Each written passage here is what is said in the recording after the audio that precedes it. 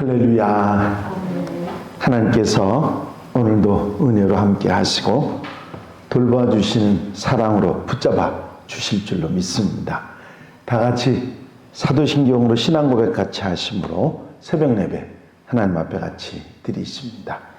전능하사 천지를 만드신 하나님 아버지를 내가 믿사오며 그 외아들 우리 주 예수 그리스도를 믿사오니 이는 성령으로 잉태하사 동정녀 마리아에게 나시고 본디오 빌라도에게 고난을 받으사 십자가에 못 박혀 죽으시고 장사한 지 사흘 만에 죽은 자 가운데서 다시 살아나시며 하늘로 오르사 전능하신 하나님 우편에 앉아 계시다가 저리로서 산 자와 죽은 자를 심판하러 오시리라.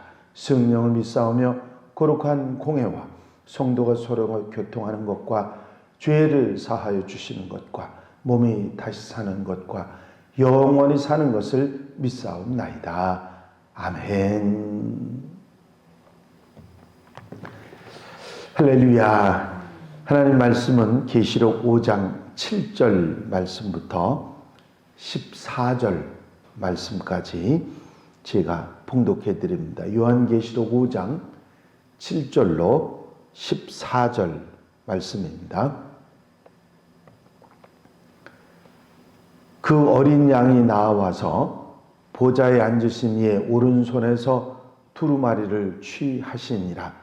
그 두루마리를 취하심에 네 생물과 24장로들이 그 어린 양 앞에 엎드려 각각 검은고와 향이 가득한 금대접을 가셨으니 이는 이 향은 성도들의 기도들이다. 그들이 새 노래를 불러 이르되 두루마리를 가지시고 그 인봉을 떼기에 합당하시도다. 일찍이 죽임을 당하사 각 족속과 방언과 백성과 나라 가운데서 사람들을 피로 사서 하나님께 드리시고 그들로 우리 하나님 앞에서 나라와 제사장들을 삼으셨으니 그들이 땅에서 왕노릇 하리로다 하더라. 내가 또 보고 들음에 보좌와 생물들과 장로들을 둘러선 많은 천사의 음성이 있으니 그 수가 만만이요 천천이라. 큰 음성으로 이르되 죽임을 당하신 어린 양은 능력과 부와 지혜와 힘과 존귀와 영광과 찬송을 받으시기에 합당하도다 하도다. 내가 또 들으니 하늘 위에와 땅 위에와 땅 아래와 바다 위에와 또 그 가운데 모든 피조물이 이르되 보좌에 앉으신 이와 어린 양에게 찬송과 존귀와 영광과 권능을 세세토록 돌릴지어다 하니 네 생물이 이르되 아멘 하고 장로들은 엎드려 경배하더라. 아멘. 이제 하늘에서 어린 양이 하나님 오른손에 들려있던 두루마리를 취하십니다. 이 세상의 모든 비밀, 장래의 모든 비밀을 간직한 두루마리가 하나님의 오른손에서 예수 그리스도 어린 양에게로 옮겨진 것입니다. 그 두루마리를 어린 양 예수께서 취하실 때 네 생물과 장로들이 24장로들이 어린 양 앞에 엎드려서 찬송을 부릅니다. 그들은 각각 검은 고를 가지고 향이 가득한 금대접을 가지고 있었는데 이 향은 성도들의 기도들이라 그렇게 말씀하고 있습니다. 이 하늘 보좌에서 들린 찬송은 세 단계로 들려옵니다. 제일 먼저는 보좌 좌우편에 있었던 네 생물과 24장로들의 찬양이지요. 이것은 자연의 우리가 상징하는 얘기는 자연과 함께 교회, 충성스러운 하나님의 일꾼들이 합해서 어린 양을 찬양하는 모습입니다. 이게 첫 번째 단계고요. 두 번째 찬양의 단계는 수많은 천사들의 찬양이 있습니다. 요한은 네 생물과 장로들만 본 것이 아니라 크게 둘러선 저 멀리 헤아릴 수 없는 수많은 천사들, 천천 만만의 천사들이라고 표현했죠. 이런 엄청난 천사들이 어린 양에게 찬양을 드리는 것을 보게 됩니다. 하늘에 있는 모든 것들이 목소리를 높여 찬양을 드리는 것이죠. 세 번째 단계는 모든 하늘과 온 우주의 피조물, 우주의 구석구석에 가장 깊은 원을 그리면서 가장 먼 곳까지 찬양이 울려 퍼집니다. 여기 13절에 그렇게 돼 있죠. 내가 또 들으니 하늘 위에와 땅 위에와 땅 아래와 바다 위에 그 가운데 모든 피조물이 그렇게 표현하고 있습니다. 결국 이 이상을 통해서 요한은 이 세상, 하늘 존재를 포함한 온 우주의 모든 존재들이 예수 그리스도를 찬양하기 위해서 있는 것이라 하는 메시지를 전하고 있는 것입니다. 우리의 목소리, 우리의 생을 이 대찬양의 무리와 함께 할 수 있다고 하는 것이 우리에게 정말 귀하고 값진 특권이 되는 것입니다. 왜냐하면 이 합창은 하나라도 빠지면 무언가 미완성이 될 수 있기 때문에 온 우주 만물이 다 어린 양 예수를 찬양하는 그런 찬양의 모습을 우리가 보게 되는 것입니다. 미국 명문 신학 대학 중에 하나인 프린스턴 대학에 아주 유명한 신학 박사님이 한 분 계셨습니다. 아주 깊은 학식과 품위 있는 매너, 어느 것 하나도 빠지지 않는 인기 만점의 그 교수님을 향해서 학생들은 찬양 음치라고 그렇게 불렀습니다. 그 교수님이 노래를 못해서가 아니라 아예 찬양을 하지 않아서 붙여진 별명이었어요. 이 교수님은 예배 시간에도 찬양을 드릴 때가 되면 항상 조용히 눈을 감고 앉아 있었습니다. 그 이유인즉 요즘 아이들이 부르는 찬양이 어디 찬양이야? 불경스럽게 그러면서 불만을 말하면서 시끄러운 찬양보다는 묵상이 더 중요하다고 그렇게 생각하셨기 때문입니다. 그러던 어느 날 예배 시간에 아주 기적 같은 일이 일어났습니다. 그 찬양음치 교수님이 자리에서 일어나서 어떤 학생들보다도 더 큰 소리로 찬양을 드리기 시작했기 때문이지요. 그것도 두 눈에 눈물이 가득하신 채로 그렇게 찬양을 드리고 계셨습니다. 그날의 그 놀라운 소식이 온 학교에 금방 전해졌고 궁금증을 견디다 못한 학생들이 마침내 그 교수님을 찾아가서 물었습니다. 교수님 도대체 무슨 일이 있으셨습니까? 무엇이 교수님을 그렇게 찬양을 하시도록 만들었죠? 하고 학생들이 물었더니 교수님이 이렇게 대답을 하셨답니다. 지난밤에 천사들에 이끌려가지고 하늘나라로 가는 꿈을 내가 꾸었다네. 수정 강가를 따라서 황금길을 걷고 진주문에 도착했는데 그곳엔 수문장 베드로님이 나를 기다리고 있었지. 나의 이름을 확인한 그분은 두꺼운 책을 한 권 뒤적이면서 나에 대한 기록을 확인하셨어.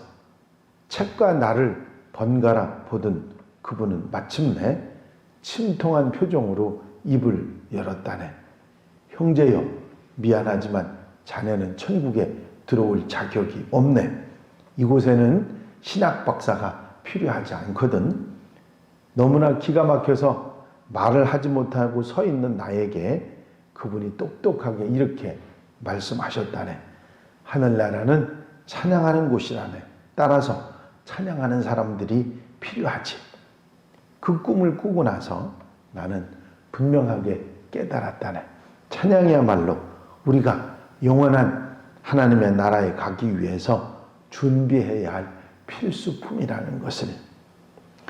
여러분, 찬양은 곡조 붙은 기도이고 우리의 신앙 고백이고 하나님을 사랑하는 마음의 표현입니다. 찬양은 영원한 나라에서 살아갈 우리의 모습이지요.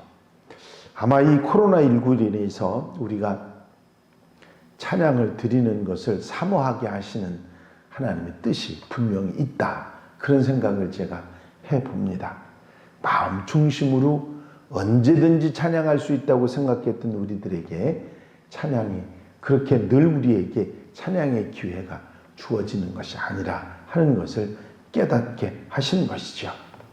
이제 그냥 아무 뜻 없이 생각 없이 입술로만 드리던 찬양이 아니라 정말 하나님께 영광을 돌려드리는 마음의 찬양을 드릴 수 있는 우리 성도들이 되어야 될 줄로 믿습니다. 이 하늘 보좌를 보여주면서 이 천상의 모습, 교회의 모습, 이상적인 교회의 모습이죠. 그런 모습을 우리에게 보여주시면서 우리가 어떤 것이 부족한지, 하나님의 교회에서는 어떤 모습이 보여야 하는지 하는 것을 하나씩 하나씩 생각하게 하시는 계시록의 말씀입니다. 이제 우리가 갖추어야 할 하나하나들을 말씀해 주셨죠. 이제 계시록은 그야말로 미래 장래에 일어날 일들에 대한 것을 우리에게 보여주는 그런 내용이 계시록인데, 그 계시록의 내용이 두루마리로 하나님의 오른손에, 보좌에 앉으신 분의 오른손에 들려 있었습니다. 그 두루마기를 7인으로 봉했는데 그것을 봉인을 풀을 사람이 없는데 어린 양 예수께서 그 두루마리를 넘겨 잡았습니다. 그 어린 양을 지금 네 생물과 그 주변에 24 장로, 보좌에 앉은 24 장로들과 천천과 만만의 천사들과 온 우주가 찬양을 드립니다. 검은고라는 말씀을 하고 검은고를 붙잡았다. 찬양을 드리는 그 찬양의 모습을 우리에게 가르쳐 주는 것인데요. 이런 찬양이 바로 하나님의 교회, 천상에서 있었고 우리 지상에 있는 교회들도, 하나님의 교회들도 이 찬양이 넘쳐나야 한다 하는 사실을 우리에게 가르쳐 주고 계신 것이죠. 특별히 비말이 퍼지는 것 때문에 말을 하는 거나 찬양하는 것을 우리에게 조심하게 했던 이 코로나19는 우리로 하여금 기도하는 것, 또 찬양하는 것, 우리가 복음을 전하는 말하는 게 얼마나 소중한지를 깨닫게 하신 또 다른 하나님의 역사라, 그런 생각을 해봅니다.